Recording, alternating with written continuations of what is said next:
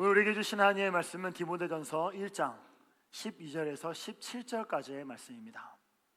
다 함께 한 목소리로 합독하도록 하겠습니다. 시작.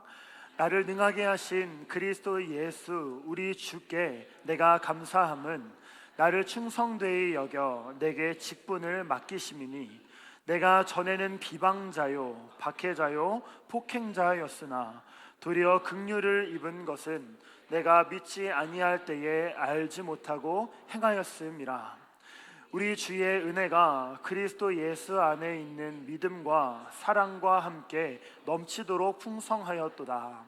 미쁘다 모든 사람이 받을 만한 이 말이요 그리스도 예수께서 죄인을 구원하시려고 세상에 임하셨다 하였도다. 죄인 중에 내가 괴순이라. 그러나 내가 긍휼을 입은 까닭은 예수 그리스도께서 내게 먼저 일체 오래 참으심을 보이사 후에 주를 믿어 영생 얻는 자들에게 본이 되게 하려 하심이라. 영원하신 왕 곧 썩지 아니하고 보이지 아니하고 홀로 하나이신 하나님께 존귀와 영광이 영원 무궁하도록 있을지어다. 아멘.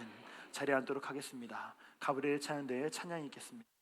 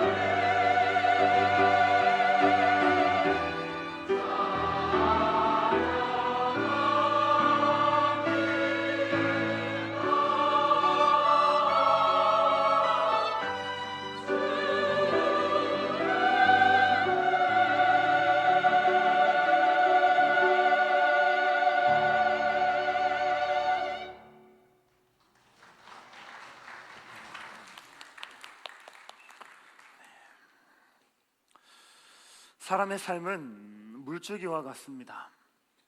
흘러가는 물줄기를 잡아도 그 흐름이 멈추지 않고 흘러가는 것처럼 사람의 인생도 멈추지 않고 끊임없이 흘러갑니다. 때로는 그 물줄기가 주변의 어떤 상황에 의해서 물줄기가 가늘어지기도 하고, 혹은 다른 물줄기와 만나 그 물줄기가 강해지고 거세지기도 합니다. 혹은 그 지류들이 강이 되고 강이 더 큰 물들을 만나 정말 많은 그 물들에 흡수되어 하나의 파도로서 많은 흐름에 동일하게 그 삶을 맡기게 되는 경우들도 분명히 생깁니다. 물줄기는 직선으로만 가지 않습니다. 위에서 아래로 흘러가지만 어떠한 장애물이 생겼을 때 그 장애물을 우회해서 가기도 하고, 혹은 너무 큰 장애물로 인해서 물줄기가 막혔을 때 그때 그 물이 멈춰 있는 것이 아니라 끊임없이 흘러내려옴으로 고이게 되고 흘러 넘치게 되고 터지는 모습들을 우리가 살펴볼 수 있습니다. 그런 것처럼 우리의 인생에서도 많은 장애물로 인하여 직진, 곧 탄탄대로처럼 흘러갔으면 하는 우리의 인생이지만, 많은 장애물과 많은 사건들로 인하여 우리의 삶도 굉장히 굽이굽이 그 많은 방향들을 따라 나아가는 모습들을 우리가 살펴볼 수 있습니다. 우리의 인생에서 이러한 장애물들 혹은 우리의 인생의 물줄기를 바꾸는 일들을 우리는 인생의 사건이라고 이야기를 합니다. 그 사건들 중에서 가장 중요한 사건들이 무엇입니까? 바로 만남입니다. 질문해 보도록 하겠습니다. 여러분들의 삶에는 어떤 만남이 있었습니까? 여러분들의 삶에는 어떤 만남으로 인하여 여러분들의 삶이 변화되어 왔습니까? 사람으로 생각해 보자면 부부의 만남이 있을 수 있고요, 또한 사랑하는 우리의 자녀들과의 만남, 혹은 너무나도 좋은 스승을 만나서 그 스승을 통해서 삶이 변화되는 것들이 있을 수 있고요, 혹은 너무 좋은 친구를 만나서 그 친구를 만남으로 우리의 인생의 어떤 터닝 포인트를 경험하기도 합니다. 오늘 본문은 사도 바울이 과거 자신의 삶의 물줄기를 돌아보며 자신이 아들과도 같이 여겼던 디모데에게 쓴 자신의 삶의 고백에 대한 말씀입니다. 우리는 이 고백이 있기까지 사도 바울의 삶에서 몇 가지의 만남이 있었음을 우리가 알 수 있습니다. 정말 수많은 만남이 그의 삶 가운데 있습니다. 하지만 오늘은 그 모든 만남들을 볼 수는 없고요, 사도행전 9장에 나와 있는 그 내용들을 통하여 사도 바울의 그 만남들이 이 사람의 삶을 어떻게 변화시켰는지, 그리고 이 말씀들을 통하여 우리의 삶 가운데에서에도 어떠한 만남들이 우리의 삶을 변화시켰는지, 앞으로 변화시킬지, 그리고 우리로 하여금 어떤 사람들의 변화를 이끌어 나아가실지를 함께 살펴보며 나아가는 시간들이 되어지길 간절히 소망합니다. 사도 바울과 우리의 삶에서 동일하게 가장 중요한 만남이 있다면 어떤 만남일까요? 바로 하나님과의 만남입니다. 사도행전 9장 전반부에는 사도 바울이 예수님을 처음 만난 사건을 볼 수 있습니다. 제가 이제 모 교회가 저기 종로 5가에 있어요. 이제 한 130년 된 교회거든요. 이름만 말하면 다들 아실 만한 그런 교회인데, 이제 어렸을 때 그 주변에서 전도를 하다 보면 종로 5가 주변에 어떤 곳들이 있습니까? 뭐 탑골공원, 평화시장 이런 데들 있잖아요. 자, 그런 데 가면 어르신들이 바둑을 두고 있어요. 전도하려고 같이 앉아보면은 어떤 얘기들을 하십니까? 내가 왕년에 말이야, 그죠? 네, 내가 대통령하고 근거는 없습니다. 알 수 있는 방법은 없고 확인할 수 있는 방법은 없어요. 근데 들어보면 마치 그분이 지금은 바둑을 두고 계신 한 할아버지시지만 예전에 굉장히 큰 영웅이셨을 것만 같은 이런 내용들을 굉장히 많이 이야기를 하세요. 자, 오늘 본문에 나와 있는 이 사도 바울 동안 이 왕년이 있던 사람입니다. 과거에 정말 대단했던 사람이에요. 사도행전 9장 1절 2절 말씀에서는 그의 삶에 대해서 이렇게 이야기를 합니다. 함께 볼까요? 시작. 사울이 주의 제자들에 대하여 여전히 위협과 살기가 등등하여 대제사장에게 가서 다메섹 여러 회당에 가져갈 공문을 청하니 이는 만일 그 도를 따르는 사람을 만나면 남녀를 막론하고 잡아오려 함이라. 아멘. 어떤 삶입니까? 당시 대제사장, 지금으로 따지면 대통령과 같은 지위입니다. 어쩌면 대통령보다도 더 큰 지위일 수 있죠. 왜냐하면 지금은 입법, 사법, 행정이 다 나뉘어져 있잖아요. 하지만 이 당시에 이 유대인들의 커뮤니티는 모세의 율법이 그들의 법입니다.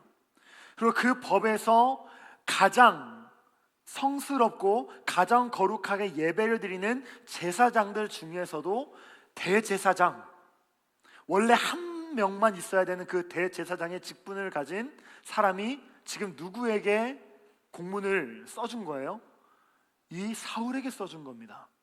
즉 지금으로 따지면 대통령의 권세를 등에 업고 예루살렘에서 행했던 그 일들을 다메섹에 가서 행하고자, 시행하고자 지금 가고 있는 길인 겁니다. 계획을 얘기한 게 아니에요. 시행하고 있는 거예요.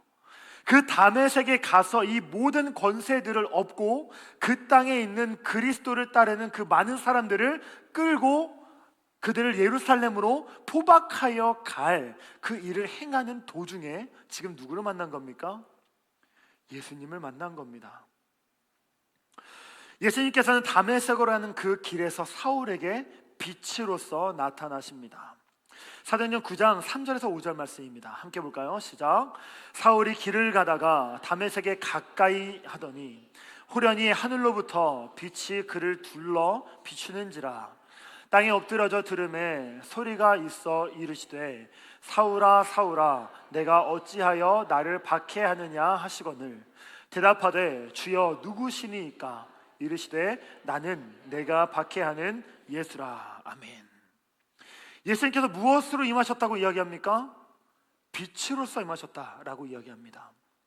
빛의 속성은 알아야 합니다. 빛의 속성은 어떻습니까? 빛은 어둠을 밝힙니다. 그리고 빛은 드러나지 않는 것을 드러나게 합니다. 예수님은 참 빛이십니다. 그 예수님께서 우리에게 비춰졌을 때에 우리의 무엇이 드러날까요? 우리의 선함이 드러납니까?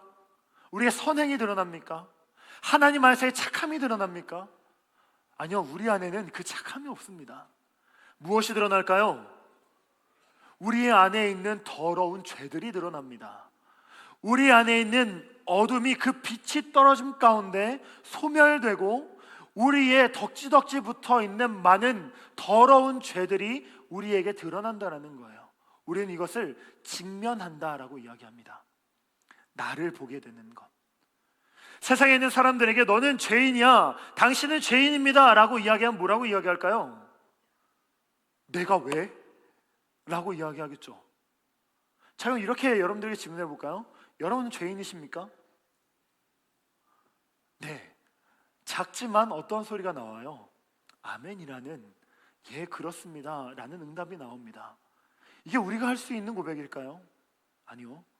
성령 하나님께서 우리에게 친히 임재하셔서 우리에게 빛으로서 다가와 주셔서 그 예수님으로 인하여 우리가 죄인임을 내가 깨닫게 된 거예요. 그렇기에 우리는 우리가 죄인이다라는 것을 여실히 알 수밖에 없는 겁니다. 여러분은 죄인이십니까? 동시에 그 죄로부터 구원 받으셨습니까? 아멘이십니까? 정말 아멘이십니까? 이것이 예수님을 빛으로 받은 사람들이 겪게 되는 일이라는 겁니다. 예수님을 믿는 사람, 예수님을 아는 사람은요, 더 이상 이전과 같은 삶을 결코 살아갈 수 없습니다. 왜요? 하나님을 알아버렸거든요. 하나님께서 우리에게 어떤 사랑을 부어주셨는지를 우리는 알게 되었거든요. 하나님이 하나님을 포기하고 하나님이 하나님의 모든 것들을 다하여 우리를 사랑하셨다라는 것을 우리는 알게 되었거든요. 그것을 믿게 되었거든요. 이 사람들에게 하나님의 은혜가 충만하게 되고 하나님이 용서받지 못할 자들을 용서하시는 그 긍휼히 여기심을 우리가 깨닫게 됐을 때에 우리는 비로소 이전과 같은 삶이 아닌 하나님과 동행하는 삶을 살아가게 된다는 겁니다. 이것을 가능케 하는 만남이 어떤 만남이라는 거예요? 하나님을 만나는 만남이라는 겁니다. 더 자세히 이야기하자면 하나님께서 우리를 부르셔서 그의 전능하신 권능으로 우리 한 명 한 명의 이름을 부르시고 우리 한 명 한 명을 사랑하는 딸아, 사랑하는 아들아 부르시며 우리를 하나님의 거룩한 자녀 삼아 주셨다라는 것입니다. 하나님과의 만남은 우리의 삶의 흐름을 바꾸는 것뿐만이 아니라 그 삶이 결국 어떤 목적을 가지고 어떤 목표를 향하여 나아가야 하는지를 분명하게 알려주십니다. 많은 사람들은 단편적인 목표들을 가지며 살아갑니다. 내가 돈을 얼마를 모아야지, 내가 어떤 집을 사야지, 내가 어떤 삶을 누려야지, 내 사업을 얼마나 확장을 시켜야지, 내가 어떤 차를 사야지, 그 많은 수많은 목표들을 가지고 살아가는 것이 사람의 인생입니다. 그러나 그 단편적인 목표들을 가지고 살아가는 삶의 인생 가운데에 그 사람의 삶의 목적은 어떤 부분들일까요? 여러분들의 삶의 목적은 무엇입니까? 그렇다면 여러분의 삶의 목표는 무엇입니까? 우리도 가지고 있는 단편적인 목표들은 있을 수 있으나 우리가 그리스도를 아는 사람들로서 우리에게 알려주신 삶의 목표와 목적들이 세상 사람들이 알 수 없는 많은 것들을 우리는 가지고 있다는 거예요. 하나님께서 우리에게 보여주신 본향이 있습니다. 그 본향을 지표 삼아 우리는 끊임없이 묵묵히 이곳에서의 삶을 살아가는 거예요.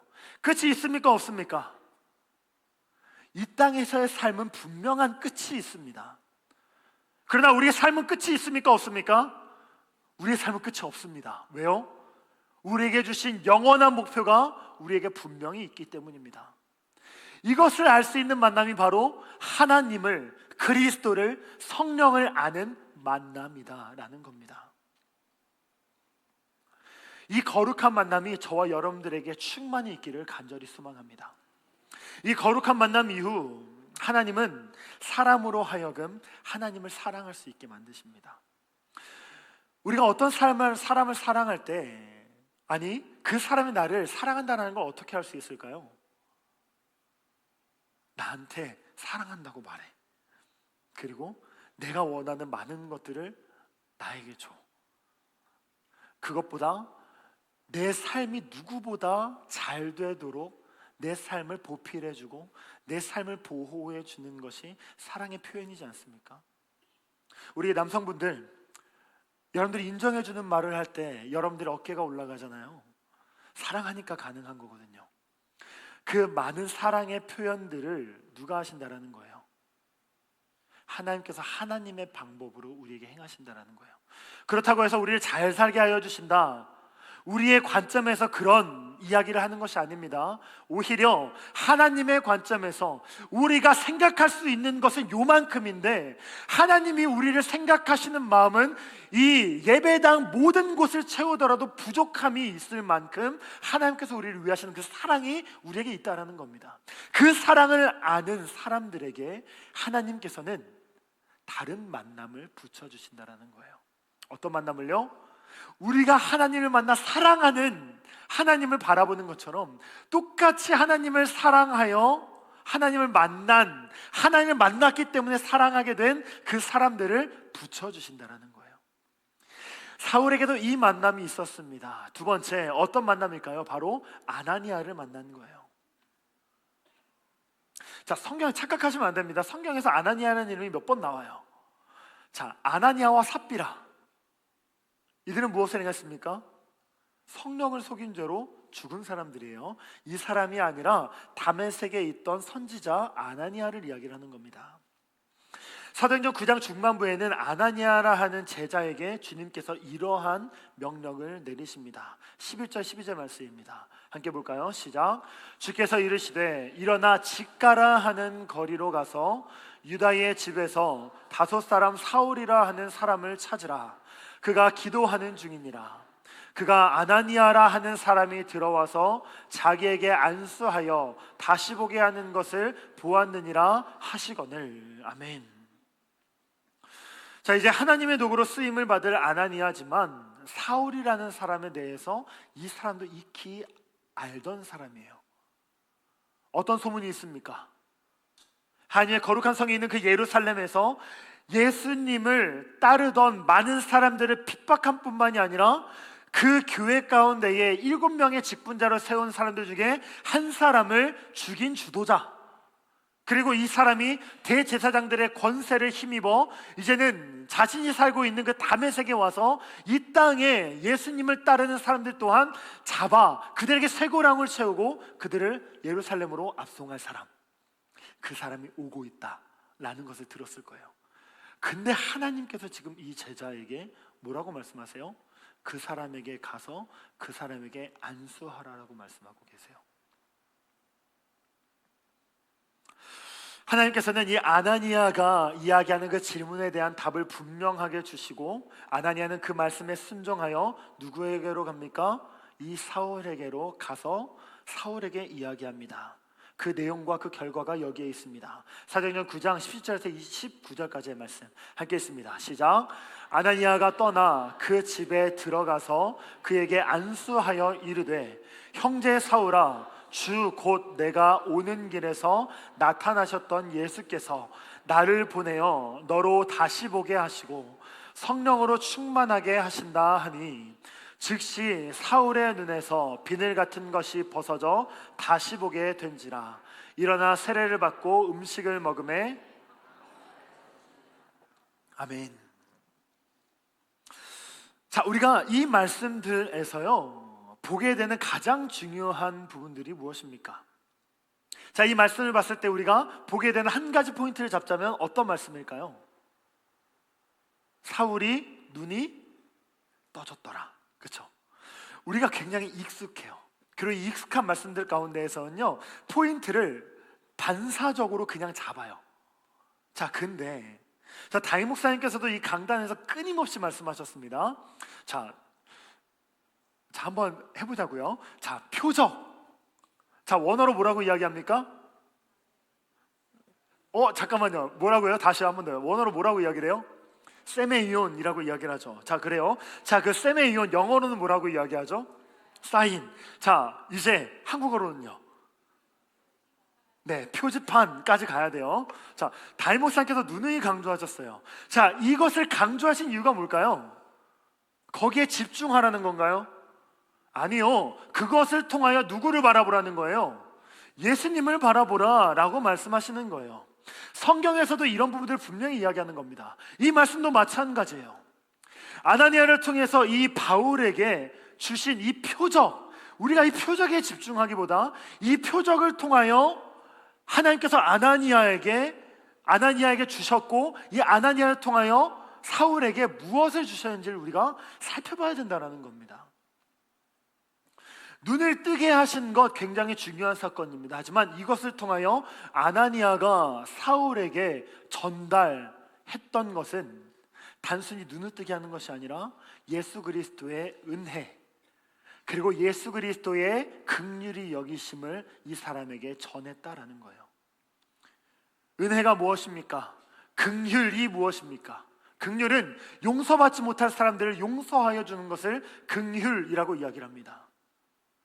우리가 할 수 있는 부분들이 아니라 하나님의 속성 중에 하나예요. 그렇게 용서받지 못할 이 사울이라는 사람을 용서하여 주신 하나님의 은혜, 예수 그리스도의 십자가 보혈의 은혜를 이 아나니아가 사울에게 전달한 겁니다. 무엇이 있었기 때문에 이 전달이 가능했어요? 아나니아와 사울이 만났기 때문에 이것이 가능했다라는 겁니다. 저는 이렇게 질문해 볼까요? 아나니아에게 어떤 특별한 능력이 있었습니까? 특별한 능력이 있습니까? 특별한 열매가 있습니까? 눈 씻고 찾아봐도 이 사람에게 어떤 능력이 있었다라고 성경에서는 이야기하지 않아요. 하지만 한 가지 이 사람이 행할 수 있는 능력이 있었죠. 그게 뭐예요? 기도하며 하나님의 말씀에 민감히 경청하는 것. 자, 가만히 있어 보자고요. 우리에게도 이 능력이 있지 않습니까? 있습니까? 없습니까? 있잖아요. 기도할 수 있죠. 말씀에 경청하실 수 있죠. 그 말씀에 아멘 하실 수 있죠. 이 부분들이 우리에게 주신 하나님의 능력이 된다라는 겁니다. 마치 아나니아에게 하나님께서 말씀하셔서 그 말씀에 순종하며 나아갔던 그 일들처럼, 그 만남처럼 우리 또한 이 일이 분명히 가능해진다라는 거예요. 이 아나니아를 통하여 하나님께서 사울의 신앙을 진단하게 하셨고, 사울이 사도 바울로서 불릴 수 있는 성장의 발판을 마련하셨다라는 겁니다. 자, 한번 질문해 보겠습니다. 우리에게도 이런 만남이 있습니까? 우리에게도 이런 아나니아와 같은 사람을 우리에게 붙여주셨습니까? 나에게 하나님의 은혜를 알려준 그 하나님의 말씀에 순종하는 사명자는 누구였습니까? 그때의 그 하나님의 은혜를 받은 추억은 우리에게 어떻게 기억이 되고 있습니까? 하나님은 나를 위하여, 여러분 한 사람 한 사람을 위하여 그 사람을, 누군가를 부르셨고, 그 부른 사람에게 말씀을 허락하셨고, 그 말씀에 순종한 누군가를 통하여 우리에게 하나님의 은혜, 그리스도의 사랑, 그리스도의 긍휼이 여기심을 전달해 주셨습니다. 그렇게 우리가 지금 이 자리에 앉아서 이렇게 예배를 드릴 수 있는 거예요. 우리도 하나님이 지명하신 누군가에게 이런 아나니아와 같은 사람이 되어지길 간절히 소망합니다. 하나님의 은혜, 나만 가지고 있으면 안 돼요. 그 은혜를 내가 받았다면 그 은혜를 가지고 어떤 사람이 내게 아나니아와 같은 사람으로서 다가왔다면 나 또한 어떤 사람에게 그런 사명자로서의 역할을 충분히 감당을 해야 된다는 사실입니다. 가능하실까요? 이렇게 물어보면 나를 생각하게 되더라고요.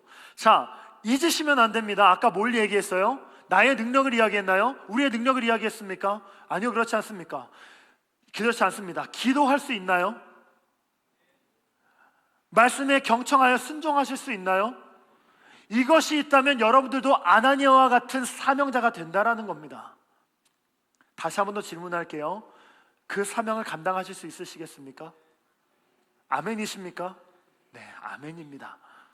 우리가 그런 사람들로 인하여 하나님의 은혜를 입었던 것처럼 우리 또한 그런 사람이 되어서 그런 은혜를 끼치며 나아갈 수 있는 저와 여러분들이 되어지길 간절히 소망합니다. 여기에서 끝이 아닙니다. 사도행전 9장에서는요, 사도 바울은 한 사람을 더 만납니다. 그 이름은 바로 바나바입니다. 바울은 예수 그리스도의 이름으로 첫 번째 순교한 그 스데반의 죽음에 굉장히 큰 공로를 가지고 있는 사람이었습니다. 사도 바울은 이후에 그가 쓴 서신들 안에서 겸손하게 이렇게 이야기를 해요. 나는 그 스데반이 죽은 그 가운데에서 옷을 맞는 자였다라고요. 자, 여러분들 우리 남성분들에게 한번 질문 한번 해보겠습니다. 자, 이제 아내분과 이제 쇼핑을 갈 때 이제 이렇게 옷을 입어볼 때 그 옷을 누가 가지고 있어요? 벗은 옷 자켓 누가 가지고 있어요? 네, 그렇죠. 네, 우리가 가지고 있어요. 남편이 가지고 있어요. 그렇죠. 자, 근데 그게 이제 낮아서 나는 부분들보다는 이 사람을 존중하기 때문에 가지고 있는 것이지 않습니까? 우리의 문화에서는 옷을 맞는 거는 이런 부분들이에요. 근데 이때 당시에 옷을 그 앞에 깔아놨다라는 게 어떤 개념이냐면요, 우리가 이것을 생각하면 됩니다. 예수님께서 예루살렘에 입성하셨을 때에 사람들이 뭘 벗어요? 겉옷을 벗어서 그 앞에 길에 깔죠. 그런 것처럼 그때 당시에 겉옷을 누군가에게 맡긴다라는 것은 내가 지금 행한 공로를 이 사람에게 돌리겠습니다라는 고백인 거예요. 스데반이 죽은 이후에 이 사울이라는 청년 앞에 그 겉옷이 쌓여 있는 것을 보아 이 사울은 어떤 사람이었습니까? 그 예루살렘 교회의 7명의 직분자들 중에 한 사람을 죽인 그 공로를 가장 많이 가지고 있는 그 순교의 주동자였다라는 거예요. 굉장히 하나님 앞에 큰 죄인이죠. 자, 이 사실을 누구도 알고 있는 거예요. 많은 그리스도를 따르는 사람들도 다 알고 있는 거예요. 그 상황 가운데에서 이 사울이 그들 가운데 들어온다고 했을 때 그들이 좋아했을까요? 힘들어했을까요? 힘들어했겠죠. 자, 우리가 이렇게 하면 잘 와닿지 않으니까 우리가 이렇게 한번 생각을 해보자고요. 자, 우리가 이름만 말하면 알만한 그 이단의 굉장히 큰 지휘자가 뭐랄까요? 지위가 있는 그 사람이 갑자기 예수님을 만났대요. 내가 회개했대요. 우리 교회 오겠대요. 자, 그럼 장로님들 어떻게 생각하시겠습니까? 환영할 수 있을까요? 자, 이 질문, 장로님 허락할 수 있겠습니까? 쉽지 않겠죠. 그렇죠? 네 분의 장로님들께 동일하게 물어봐도 동일하게 대답하실 거예요.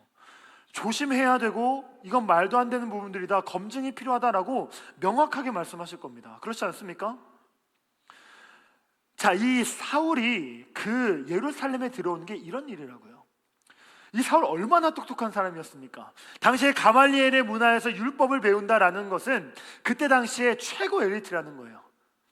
그뿐만이 아니라 바리새파 사람이었으며 왕의 지파인 베냐민 지파의 사람이었던 이 사람은 유대인으로서도 누구보다 지위가 높은 사람이며 촉망받는 그런 사람이었다라는 겁니다.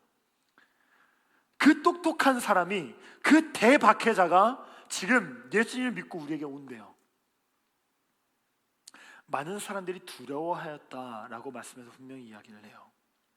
자, 그런데 그때에 예루살렘 교회에서 선한 영향력을 끼치고 있던 이 바나바가 이 일에 대하여, 이 사람에 대하여 증인을 자처하고 있는 모습을 우리가 말씀을 통해 살펴볼 수 있습니다. 사도행전 9장 26절에서 27절 말씀 함께 봅니다. 시작. 사울이 예루살렘에 가서 제자들을 사귀고자 하나 다 두려워하여 그가 제자됨을 믿지 아니하니 바나바가 데리고 사도들에게 가서 그가 길에서 어떻게 주를 보았는지와 주께서 그에게 말씀하신 일과 다메섹에서 그가 어떻게 예수의 이름으로 담대히 말하였는지를 전하니라. 아멘. 바나바라는 사람이 어떤 사람이었습니까? 그 예루살렘 교회 안에서 최초로 자신의 모든 소유를 다 팔아 교회에 헌물한 사람이에요. 이 사람을 통해서 성도들이 이렇게까지 할 수 있구나, 예수님의 마음을 가진 사람들은 이런 선한 영향력을 끼칠 수 있구나라는 것을 분명하게 본을 보인 사람이었습니다. 이 사람이 이 사울을 증거하겠다는 거예요. 이 사울에 대한 증인을 서겠다는 거예요. 자, 아까 이제 했던 그런 얘기들로 우리가 한번 가봅시다. 담임 목사님께서 그 사람에 대해서 공증하시겠대요. 이 사람이 예수님을 믿은 부분들을 내가 하나님 앞에서 인정하겠대요. 이렇게 말씀을 하신다면 우리가 어떻게 하겠습니까? 받아들이겠죠. 그렇죠? 그 사람을 축복할 수 있겠죠. 물론 보면 두려울 수는 있어요, 처음에는. 근데 그 사람이 정말 그 하나님을 만났던 부분들을 담임 목사님의 말씀을 통해서 이렇게 공증이 되었다면 우리 또한 그 사람을 받아들이겠죠. 지금 이 바나바가 사울을 그렇게 증인하고 있는 것이며, 이 바나바와 사울의 만남이 이 사울이 앞으로의 사역을 행할 수 있는 시작점이 됐다라는 겁니다. 자, 이 바나바, 이 사울이 예수님을 만날 때 그 자리에 있었나요? 다메섹 도상에 있었나요? 없었어요. 자, 사울이 예수님을 만나 다메섹에서 예수 그리스도를 전하며 나아갈 때 바나바가 이러고 계속 쳐다보고 있었어요? 아니요, 그러지 않았어요. 그런데 어떻게 이 바나바가 이 바울을 증거서겠다고 이야기를 하는 건데요? 여기서 분명한 차이점이 있습니다. 무엇입니까? 우리는 많은 성도들 또한 그 사울을 바라볼 때 사람의 시각으로 그 사람을 바라본다는 거예요. 하지만 바나바는 하나님의 시선으로 그 사람을 바라봤다는 겁니다. 그렇게 이 바나바에게 성령의 임재 가운데에 하나님의 시선을 허락하여 주셨고, 그 시선으로 말미암아 그 사울이 예수 그리스도를 믿었다라는 것을 깨닫게 하여 주셨고, 그 깨달음을 말미암아 이 사람을 그 예수 그리스도를 따르는 그 공동체에 초청하여 그곳에서의 생활이 가능해졌다라는 거예요. 하나님의 시각으로 바라봤고 그 사람을 인내하고 그 사람을 견뎌냈다는 것이 바로 이 바나바와 사울의 만남이었다라는 겁니다. 만일 이 사울이 바나바를 만나지 못했다면 어떻게 됐을까요? 반대로 얘기해서 사울이 바나바를 만나지 못했으면 어땠을까요? 그가 교회에서 많은 성도들을 가르치는 일도 없었을 거고요, 많은 제자들 양육하는 일 또한 없었을 거고요, 우리가 알고 있는 바울의 1차, 2차, 3차 전도 여행 또한 없었을 수 있습니다. 왜요? 바울이 처음에 같이 동행한 그 전도 여행의 동행자가 누구였습니까? 이 바나바였습니다. 그렇지 않습니까? 하지만 하나님께서 이 만남을 바울에게 허락하셔서 이 일이 가능하게 하셨다라는 것입니다. 우리에게도 우리를 견뎌주고 우리를 인내해주고 우리를 세워준 만남들이 분명히 있습니다. 지금 저와 여러분들이 이 자리에서 예배드릴 수 있는 이유는요, 하나님의 많은 사람들, 바나바와 같은 사람들이 우리들을 인정해줬고 우리를 견뎌줬고 우리를 만나줬고 우리와 함께 했기 때문에 우리가 이 자리에 이렇게 있을 수 있는 거예요. 말씀을 전하고 있는 저 또한 마찬가지입니다. 만일 다임 목사님을 제가 만나지 못했다면, 우리 은혜화평강교회를 만나지 못했다면 제가 이 자리에서 이렇게 많은 하나님의 거룩한 성도님들과 이런 말씀들을 나누는 것 또한 불가능했겠죠. 이 많은 부분들이 하나님께서 허락하신 만남으로 인해 저와 여러분들이 이 자리에 있는 것임을 분명히 깨달아 나아갈 수 있는 저와 여러분들이 되어지길 간절히 소망합니다. 우리가 그렇게 성장한 것을 분명히 깨달으며 우리 또한 겸손해지길 원해요. 교만하지 않고 겸손함 가운데에서 그 삶을 살아내되 우리 또한 이런 바나바와 같은 삶이 될 수 있도록 기도하며 나아가는 우리들이 되어지길 간절히 소망합니다. 말씀의 결론을 맺도록 하겠습니다.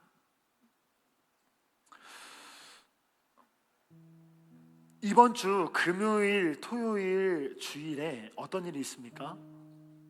청소년부 수련회가 있어요. 자, 무슨 일이 있다고요? 청소년부 수련회가 있다고요. 자, 이 수련회 매년 찾아오는 수련회죠.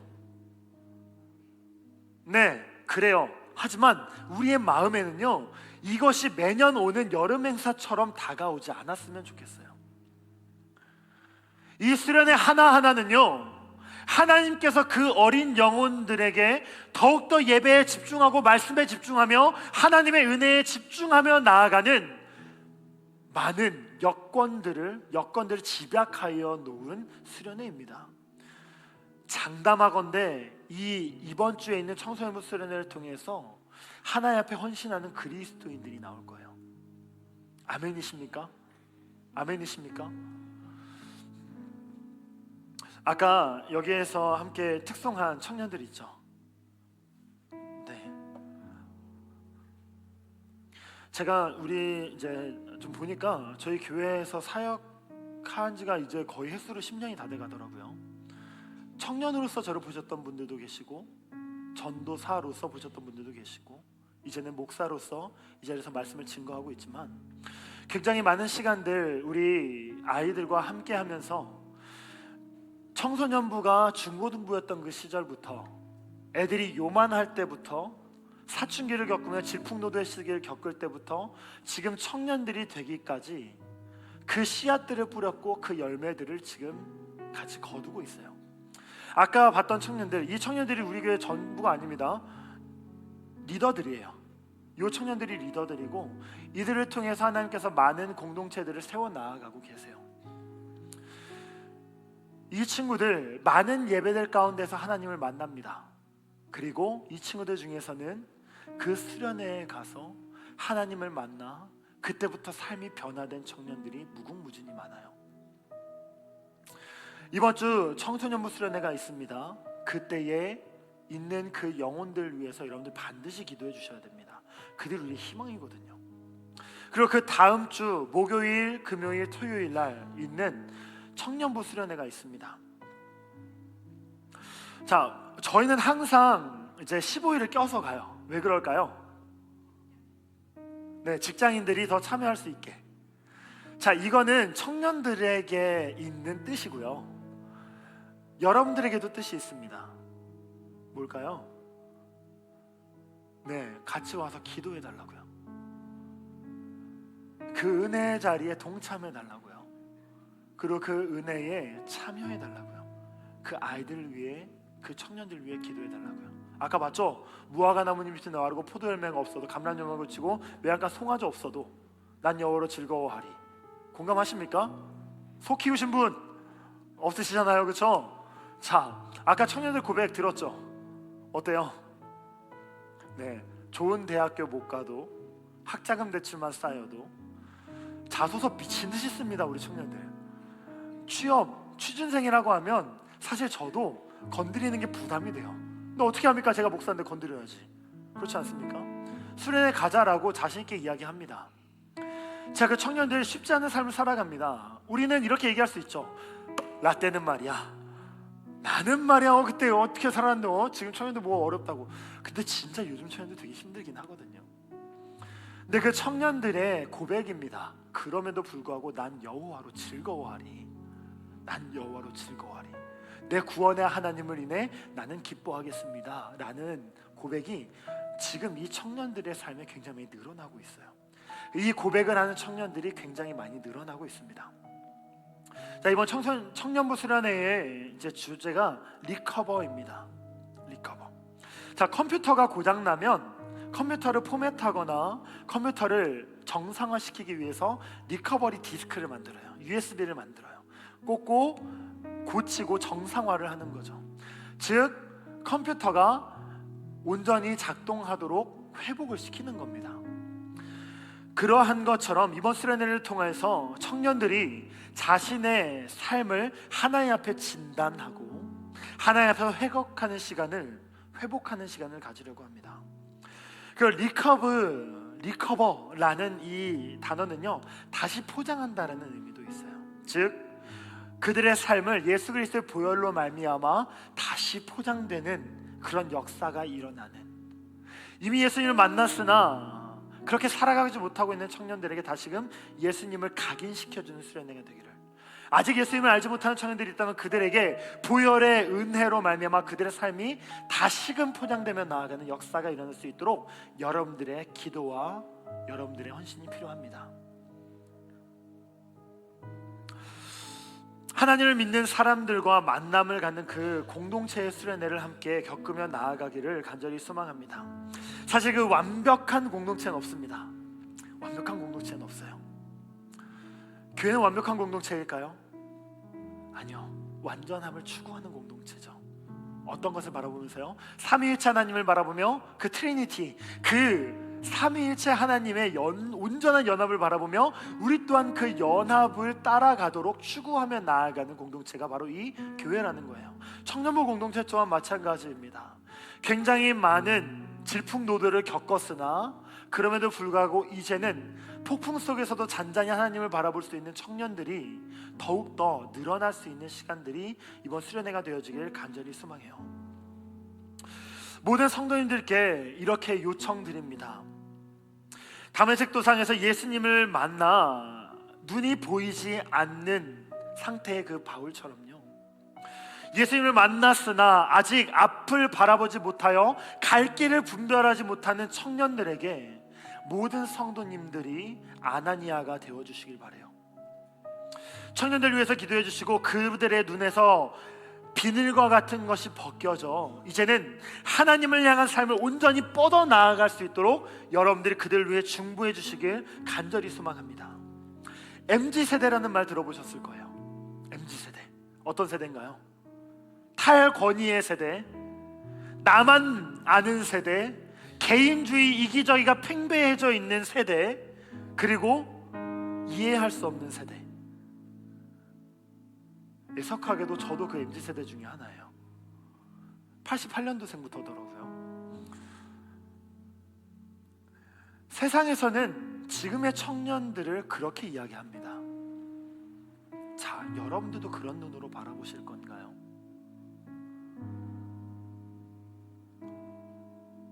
이해할 수 없는 세대. 자, 보세요. 그 당시에 그 사울을 바라보며 예루살렘에 있는 많은 교인들이 그 사람과 우리에 대한 벽을 쳤던 것처럼 저 사람은 박해자, 우리는 그리스도를 아는 사람들로서 그 막을 치고 그를 두려워했던 것처럼 우리 또한 그 청년들을 바라봤을 때 척을 주고 내가 이해 못할 세대로만 치부해 버리실 겁니까?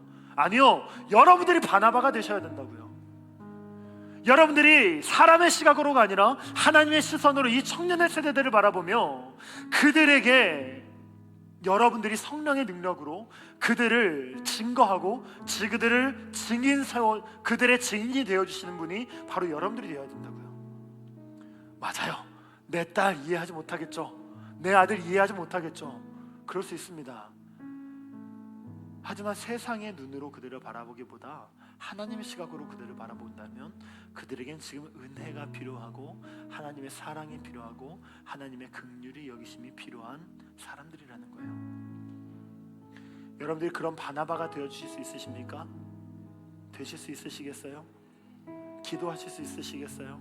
하나님께서 순종하실 수 있으시겠습니까? 이 일들을 충분히 우리가 행하며 나아갈 수 있는 저와 여러분들이 되길 간절히 소망합니다. 삶에는 굉장히 많은 만남들이 있습니다. 그 만남들 중에 가장 중요한 만남은 바로 하나님을 만나는 만남입니다. 그것으로부터 우리의 만남이 다시금 재정비되어야만 해요. 만남은 하나님을 기쁘시게 하는 만남들이 우리의 삶에 충만히 있어야 돼요. 어떻게 분별하냐고요? 네, 이렇게 분별하면 됩니다. 내가 그 사람을 만나면 죄를 많이 짓게 돼요. 그 사람을 만나면 하나님이 아닌 다른 것을 보게 돼요. 그렇다면 그 만남 하나님께서 기뻐하시는 만남일까요? 아니면 하나님께서 기뻐하시지 않는 만남일까요? 기뻐하시지 않는 만남이에요. 자, 우리가 하나님을 만남으로써 그 이후로 있는 만남들 가운데에서 하나님이 기뻐하시는 만남들로 우리의 삶이 충만히 채워지며 나아갈 수 있기를 간절히 소망합니다. 주 뜻 안에서 만나는 사람들로 인해서 우리의 삶이 더욱더 하나님을 향하여 갈 수 있는 저와 여러분들이 되어지길 간절히 소망합니다. 그 사람들의 고백이 바로 오늘 이 본문의 고백인 거예요. 본문 언제 나오나 했죠? 자, 결론으로서 이 본문을 우리가 함께 읽으며 설교를 마무리하려 합니다. 우리 다 함께 일어나서요, 사도 바울이 자신이 사랑하는 아들과 같은 그 디모데에게 했던 그 사랑의 고백, 내 삶이 이랬어 라는 고백이 바로 이 고백인데, 이 고백이 우리의 고백이 되어지길 간절히 소망합니다. 우리 함께 우리의 고백으로서 함께 읽으며 나아가길 원합니다. 같이 읽을까요? 시작. 나를 능하게 하신 그리스도 예수 우리 주께 내가 감사함은 나를 충성되이 여겨 내게 직분을 맡기심이니, 내가 전에는 비방자요 박해자요 폭행자였으나 도리어 긍휼을 입은 것은 내가 믿지 아니할 때에 알지 못하고 행하였음이라. 우리 주의 은혜가 그리스도 예수 안에 있는 믿음과 사랑과 함께 넘치도록 풍성하였도다. 미쁘다 모든 사람이 받을 만한 이 말이요, 그리스도 예수께서 죄인을 구원하시려고 세상에 임하셨다 하였도다. 죄인 중에 내가 괴순이라. 그러나 내가 긍휼을 입은 까닭은 예수 그리스도께서 내게 먼저 일체 오래 참으심을 보이사 후에 주를 믿어 영생 얻는 자들에게 본이 되게 하려 하심이라. 영원하신 왕 곧 썩지 아니하고 보이지 아니하고 홀로 하나이신 하나님께 존귀와 영광이 영원 무궁하도록 있을지어다. 아멘. 아멘이십니까? 이 고백이 우리의 만남 가운데 있는 고백이 되어지길 간절히 소망합니다. 함께 찬양하며 나아가겠습니다.